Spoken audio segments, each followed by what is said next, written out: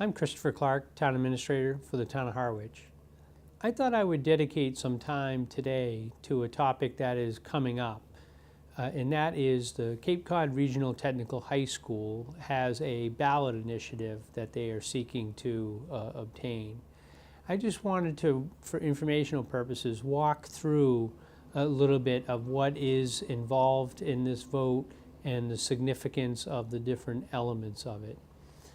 First, what I'd like to do is there is material on their website. I'll hold this up for Caleb, that gives you information about the project and about the need for the new school.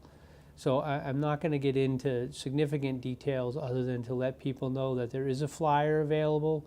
If you go to the Cape Cod Vocational Technical High School website, there is information. I believe it's under, they have a tab that's called MSBA, Massachusetts School Building Assistance, Massachusetts School Building Authority. Under their project, I believe is the category. What I really wanted to kind of focus, I do serve on that building committee, so I am familiar with some of the details of the project itself.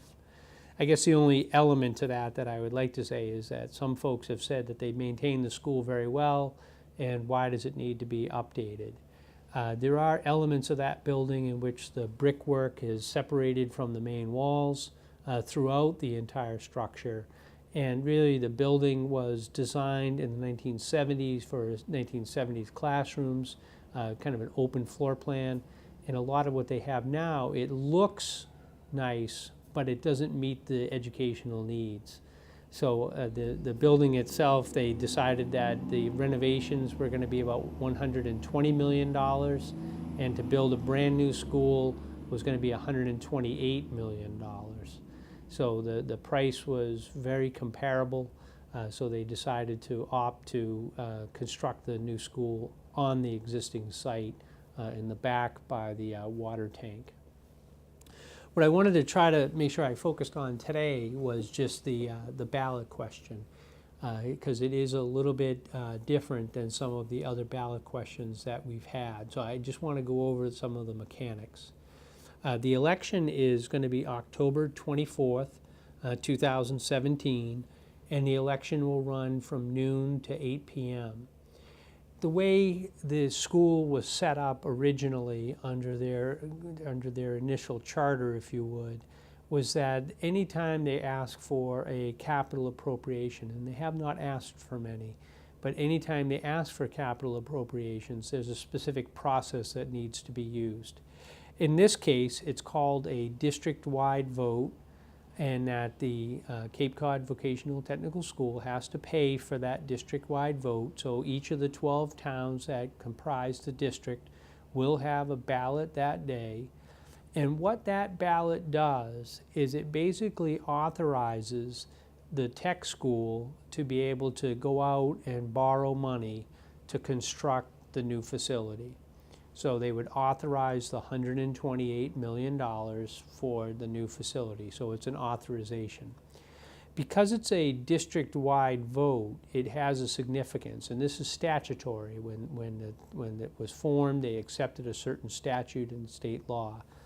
And out of those 12 towns, there'll be a ballot in each, and you could theoretically have where in 11 out of the 12 towns it fails by a very modest amount, and in one town it succeeds by a larger amount, and it's really the total number. So if the yes votes have one more vote than the no votes district-wide, then the project is allowed to move forward. It's a simple majority vote. What that does is it then gives the ability of the school committee to go out and borrow up to that $128 million. I do want to comment just a little bit quickly on that too, is in this brochure actually covers this material. The total project, and I'm just rounding off these numbers just to make for simplicity's sake, is $128 million, as I've said. The reimbursement rate is 45.45%. In essence, that reimbursement rate, which is published and is in the law, has that number. but it is of allowable reimbursable expenses. So what does that mean?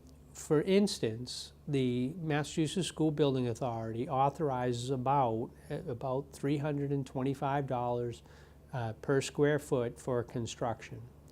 Those numbers were put in place a long time ago, and the construction costs throughout Massachusetts have gone up. Our estimated construction costs are closer on this project, are closer to $475 a square foot. A lot of that is involved because of prevailing wage and just the expense of kind of construction, as we have to update for earthquake proofing buildings and things of that nature. So that difference between the 325 and the 476 is something that they do not reimburse. So therefore, it's not eligible for reimbursement, and it's on us. What that does is it takes the effective reimbursement rate and moves it from 45% down to 32%. So it's a much lesser rate. In this case, the total amount that would be to the system, so what the state pays is what the state will pay. It's anticipated that the district share of the project would be just over $86 million. And specifically to the town of Harwich, the cost for Harwich on an average home, not a median home, but an average home, it's about $475,000 is the average home. And that has a tax impact of about 14 cents. And on a 30-year borrowing, anticipating a 5% factor on the interest rate, it would be $66.51. So the assessment to a home, an average home in Harwich, is that $66.51. That equates to about $675,000 a year for 30 years is what the anticipated borrowing is. So we have the assessment, our current assessment is about $1.3 million. If we add that approximate $700,000 onto that, now we're at $2 million. And in terms of this, it's very important to make this note. This assessment is very much like our debt service. This is something that we have to pay first. So we have that obligation to pay. And the district-wide vote, and this again by statute, only has the authorization for them to borrow the money. The assessment falls into a different category. So we have that contractual obligation to pay that assessment if the district-wide election passes. Now, if the district-wide election passes and we have to have the ability to make sure we can pay for that $675,000.